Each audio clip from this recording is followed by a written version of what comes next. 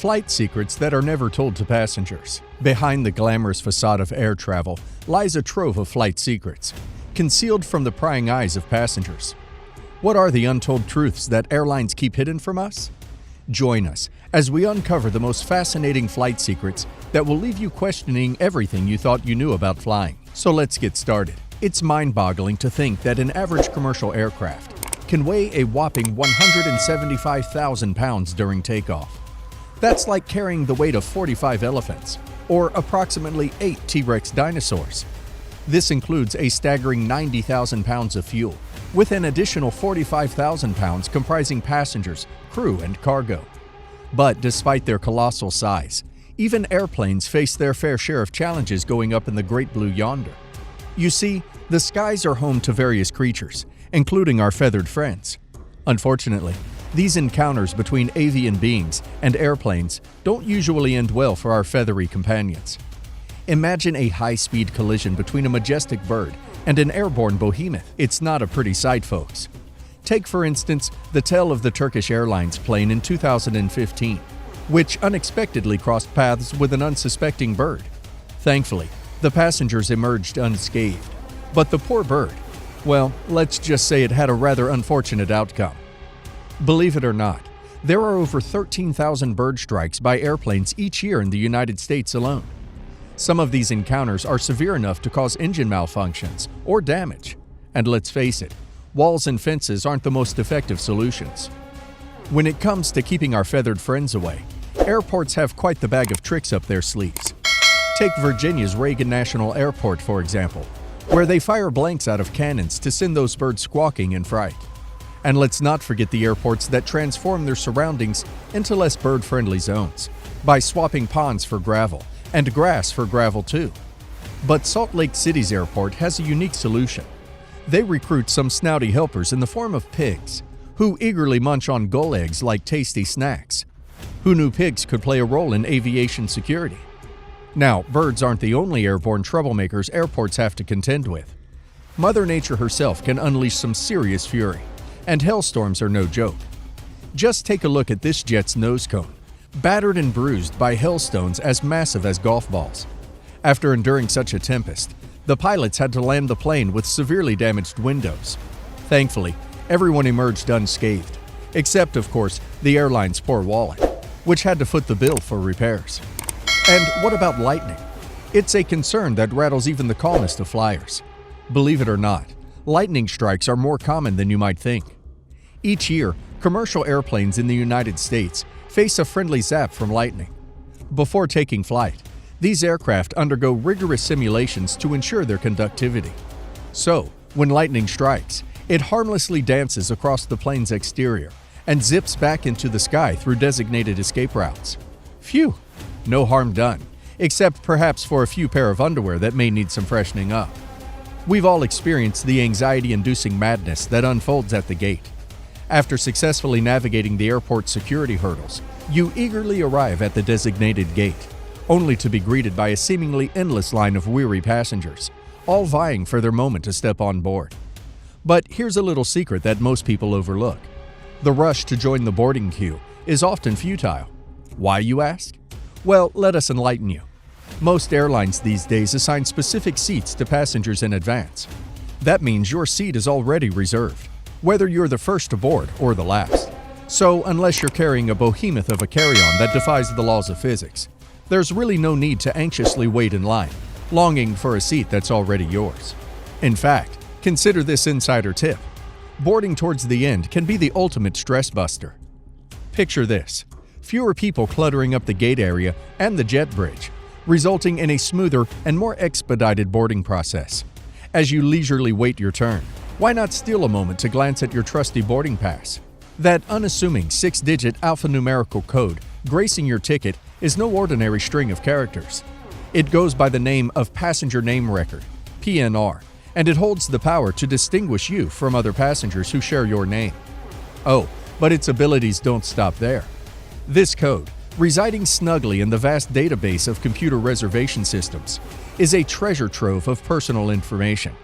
Your date of birth and contact details, they're all tucked away in there.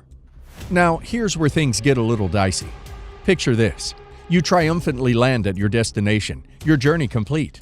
Excitedly, you discard your boarding pass into a nearby public trash can, never giving it a second thought. Well, my friends, that seemingly innocent act could potentially expose you to a world of trouble. You see, that boarding pass holds the keys to more than just your seat assignment.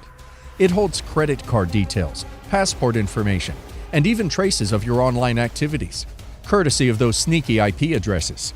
A gold mine of personal data, just waiting to fall into the wrong hands. Now let's talk about the 4S's code, secondary security screening selection.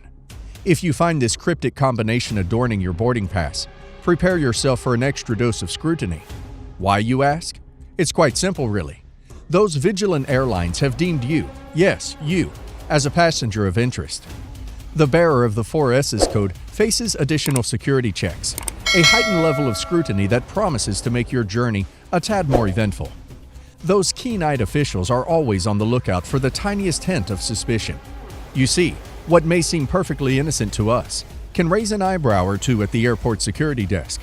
Last-minute flights, one-way tickets, or even cash transactions can ring a few alarm bells. But fear not, my law-abiding travelers. If you spot that peculiar code on your boarding pass, it's only a cause for concern if you've got something to hide. So keep calm and carry on with your travels. Curious minds often wonder where our waste goes when we hit that flush button thousands of feet in the air. Contrary to popular belief, folks, train toilets aren't designed to turn the sky into a bathroom carnival. No. Instead, a powerful suction eagerly snatches away our waste, using minimal water to save precious weight and space on the aircraft. This delightful concoction of human waste and disinfectant then takes a grand journey to a large holding tank filled with disinfectant. And rest assured, my friends, when the flight concludes, a tanker eagerly slurps up this mixture for a ground-level farewell. It's time to talk about the mystical phenomena of blue ice falling from the heavens. Picture this. You're in your backyard, enjoying a sunny day, when suddenly a chunk of blue ice crashes down from the sky. Don't mistake this for a frozen treat, my friends. No. This peculiar phenomenon, known as blue ice meteors, has left its mark across the United States, with at least 27 documented incidents between 1979 and 2003. Some even crashed through rooftops near airport landing paths. Now, let's clear the air about a different kind of leak on airplanes. While pilots and flight attendants aren't scheming to play blue poopy pranks, sometimes unintentional leaks do happen from the septic tanks of planes. So if you stumble upon a hefty chunk of blue ice in your backyard, I strongly advise against giving it a taste.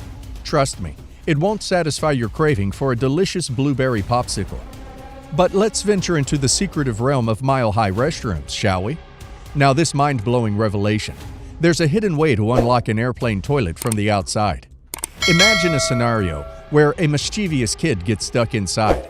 Or maybe you're feeling a tad adventurous and want to stir up some excitement with a stranger. Here's the trick. Most cabin bathrooms have exterior locks discreetly tucked behind a metal lavatory sign. Just lift the sign, slide the knob into the unlocked position, and make your daring escape before the flight attendants catch wind of your antics. Now, let's tackle a timeless question that has puzzled travelers since the dawn of aviation. What's the deal with airplane food? We've all heard the rumors about its less than stellar reputation, but have you ever stopped to wonder why? In-flight meals are typically prepared on the ground by individual catering facilities near the airport, usually a few hours to a couple of days before the flight. Contrary to popular belief, most of these meals aren't frozen. Instead, they undergo a rapid chilling process before being transported to the aircraft. Once on board, the flight attendants work their magic, heating and serving the meals to hungry passengers. Some luxury airlines even boast their own in-flight chefs and kitchens, like the ones you'll find on certain Etihad Airways flights. However, despite these efforts, the truth remains. The gourmet experiences you'll find in five-star restaurants on the ground simply can't be replicated in the skies. It's time to delve into the fascinating world of human biology. Picture this. You're soaring through the skies, but little do you know, your taste buds are embarking on their own parched desert adventure. That's right. Airplane cabins boast humidity levels even drier than the Sahara Desert, plummeting to a mere 10%. And when our sinuses become as dry as the desert, it takes a toll on our ability to taste and smell. So, spending time in that airborne cabin of yours can actually diminish your tongue's superpowers. The ability to taste sweet flavors. It plummets to a whopping 15 to 20%. And salty flavors? They're dulling by a mind-boggling 20 to 30%. But fear not, my friends, for airlines have a plan to combat this flavor drought. It involves a heavy hand with the salt and sugar shakers. Yep, they crank up the sodium and sweetness levels to make up for the lackluster taste experience. So that seemingly innocent in-flight meal is likely packing more calories than you bargained for. Donning a pair of noise-canceling headphones is your secret weapon to unlocking true potential of in-flight dining. Believe it or not, research has revealed that loud background noise can dampen our ability to savor food. By immersing yourself in a world of blissful silence, thanks to those trusty headphones, your senses can return to their earthly glory. But let's not forget about our valiant pilots, who soar through the skies with their own set of culinary rules. Picture this: pilots and co-pilots working hand in hand, but warned against sharing the same meals. Why, you ask? It's all about safeguarding against the dreaded mutual food poisoning scenario. Should one pilot fall victim to a dodgy meal, the other can swiftly take control.